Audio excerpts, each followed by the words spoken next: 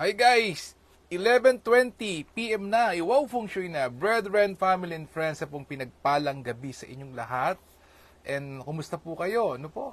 Yesterday was one of the days that was very challenging po sa lahat po sa atin. And ganun po, life must go on. We really have to move forward. And again, sa mga first time po na nanonood ngayon, this is a sharing, no obligation, nothing to buy, no po. Wala po tayong binebentang item po dito. It's just a sharing po, for you to be able to learn what to do or to maximize po tomorrow. In fact, yesterday po, I was so blessed because I have a client po somewhere in the north na, have been one of my big clients and naka-schedule po siya kahapon. But at 7 a.m. po, I look at my Chimen chart and it says, it's a Fuyin chart, it says, do nothing.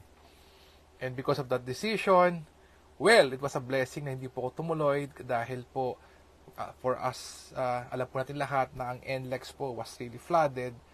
Yung Caloocan, Kamanaba area was really very, very challenging. And thanks be to God po. We look at the chart and divine intervention, hindi po tayo tumuloy doon. Anyway, yan pong ating kliyente na kumpare ko is scheduled po for Saturday. Yan. Thanks be to God po. And I hope all of you are safe. Okay, tomorrow. Actually, in fact, ngayon na po yan, is an early rat. It's called the Metal Rabbit Enters the Excellent Officer Day. So, excellent, no? Ang ganda, maganda to. So, from Joey Yap, 10,000 year calendar or his professional Tongshu, ano po ba ang pwedeng gawin tomorrow? Ang dami. Assuming a new post, beginning a new study or education, commencing new business, debt collection, disengage or dissolve an arrangement, financial activities, investment, groundbreaking, getting married, meeting friends, networking, moving house, prayers and worshiping, putting up roof beams, renovation, seeking medical treatment, signing contracts or agreements, trading, traveling. Lahat po pwede tomorrow. Wow, ganda. Ganda. And good for whom? Tingnan natin. Para po kanino? Okay, let's see. Okay. Wow, ganun pong kabilis, no? Friday na. Thank God it's Friday. Okay. Good for whom? Rat is average. Ox is not so good. Tiger is average. Rabbit is very good. Dragon and snake is average. Hi to Ma'am Miriam. Thanks for watching. Magandang gabi po, Ma'am Miriam. Hope you are fine. And horse is average. Goat is excellent. Monkey is average. Rooster, challenging or not so good. Dog and pig, very good. Wow, yan po. Okay, now, tingnan natin yung daily Chimen. Of course. Maganda nga po, Norman, tomorrow. And then, so we should 10x po yung pong kagandahan po natin. Make sure we get what we want. No po, especially, yesterday was very challenging. Of course, we want to bounce back, makabawi, we get back to our feet, or just to survive po yung nangyari po kahapon. So, let's seek. Ito po yung ating spiritual Chimen. Tingnan natin, how can it help us? So, for tomorrow, okay, ito po. So, for tomorrow, if you want noble people, if you are heart-to-heart talk, negotiations, talikod po sa south. Anything to do with, if you want to create opportunities, the wisdom, with the green dragon, the number one most auspicious structure in Chimen, talikod sa southwest. First-timers, you know the drill. Mga old-timers, count from 64 to 1. Gamamit ng compass, tumaliko doon. Whole day to, as early as now, up to 10:59 p.m. tomorrow. Talikod sa direction na to. Count from 64 to 1 and you pray and ask for what you want. Wow. And then, sa west backing, no, meron tayong good for health. May flying bird fall into cave in absolute power. The flying bird is the number 2 most auspicious structure in Chimen. It is the blessing comes to you. Sarap nito. And then, ito na po, yung pinakalangin ng game changer natin with divine light. Ito, divine intervention po ito. Wow, talikod sa northwest. Wow. And then, if you want 10x being beautiful and handsome, and also to attract helpful people, nobleman of high status, talikod naman po sa east. Okay, now, alam ko po medyo natagalan po yung ating pag-share. Opo, lagi po may script para yung pelikula. Kailangan may script. sa simula, and then on your own, you can say it with your own words. Okay, mag-script tayo. Just to be sure na hindi tayo maliligaw. Okay, eto po. So, ito po yung idea. You can fill this up and you can make your own.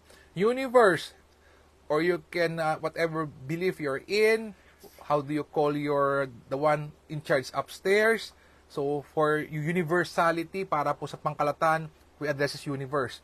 Hi to Kuyang Senior Warden, Kuyang Joseph. Nobs, good evening. Opo, hi, kumusta ka naman? Hindi ka ba naapekto kapon ng baha, Nobs? Kuyang Joseph, how are you? Okay, universe, I let go. So, we have to let go muna. Let go of all that no longer benefits my journey. So, kailangan bitawan mo, kailangan you have to move forward. And open myself, dapat po you are ready to open up po for new things to come in. And open up myself to becoming the person needed to fulfill my aspirations. I am deeply thankful for my blessings. Kaya magpasalamat pa rin tayo. And I'm always eager to evolve, learn, and do whatever it takes to achieve my dreams. I easily and effortlessly magnetize. Okay, yan. Period tayo muna doon. Kumuha tayo ng sample box. Let us say, gusto mo pong i-activate yung Green Dragon, the number 1 most auspicious structure in Chimen. So, sabi dito, I easily and effortlessly magnetize new ideas and views by always attracting the right knowledge and skill set that is valuable to the world, which is easily monetized, kung ano po man yun, pwede mong dugtungan. Okay, that is Southwest backing. So, isahin natin para po may pattern tayo. Okay. How about yung pong meron namang flying bird fall into cave? Kuya Joseph, yung number 2 most auspicious sa flying bird fall into where the blessing comes to you. Paano ang dialogue? Ito naman po ang dialogue dyan. So, ganun po ulit. You let go. You open up. You give thanks. Yan po You give thanks and do whatever it takes po. Yan po yung pattern natin. Okay. So, I easily and effortlessly magnetize self-love and people by always attracting, ito po the right space and environment that speeds up my success in everything I do. Ano po ba yon? Yung gusto mo? Yan. Dugtungan mo yan. Yung talikod dyan sa west.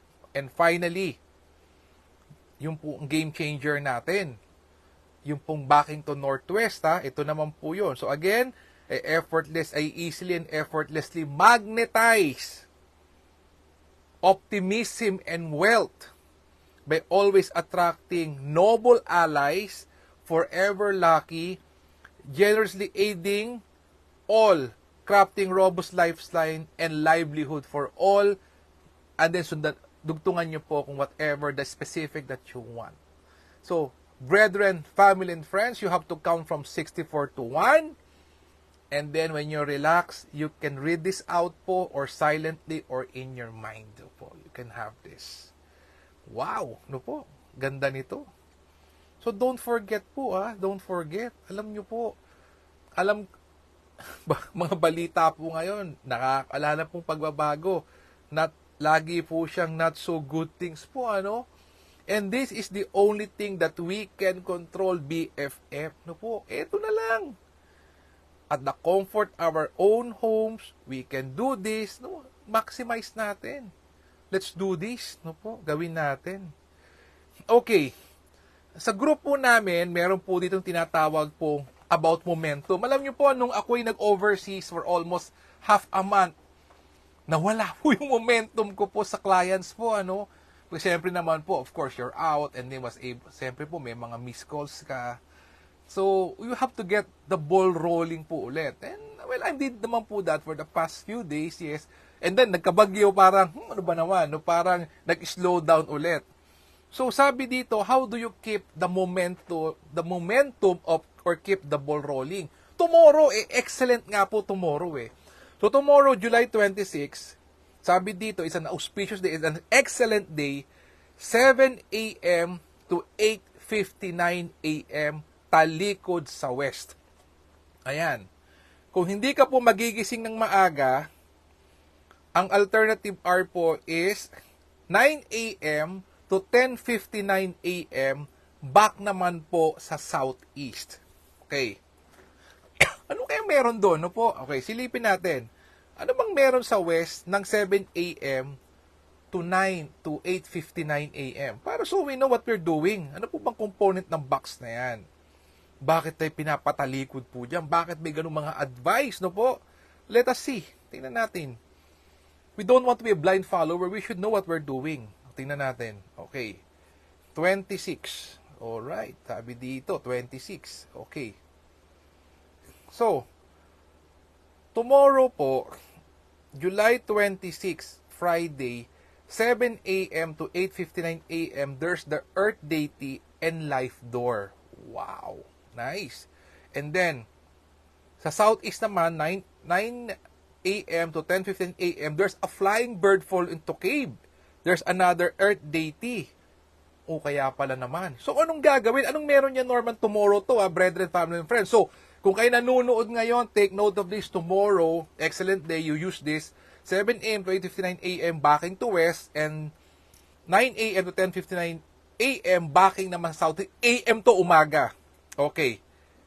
Sabi dito, diba? Ako nga po sabi ko, parang nag-slow down, no po. Ang client ko, araw-araw, biglang ngayon nagkabungi, biglang nagkatas, bigla may client po ako, nagkaroon pa po ng health concerns, parang ano ba naman. Then, may client nga po ako, binagyo naman. So, wow. So, now, ito po. Anong ima-manifest mo tomorrow? BFF, ito. Number 1, protect from instability. No po? Make sure that you're aligned po. Ano? Alam ko po, at this point in time, nami-misalign tayo with all this distraction, with all these challenges environmentally. So, protect from instability. Ito po. Release and redirect negativity. O, siyempre, sa dami ng ano natin, kailangan. Paglaban natin.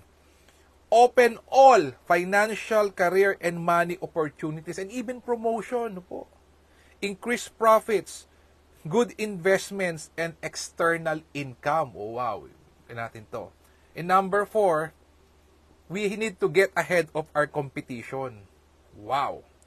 So, how to manifest? Count from 64 to 1, 7 a.m. to 8:59 a.m. tumalikod ka sa west, 64 to 1, and you ask for this. Siyempre, breathing everything, and you can use that dialogue, yung script natin kanina.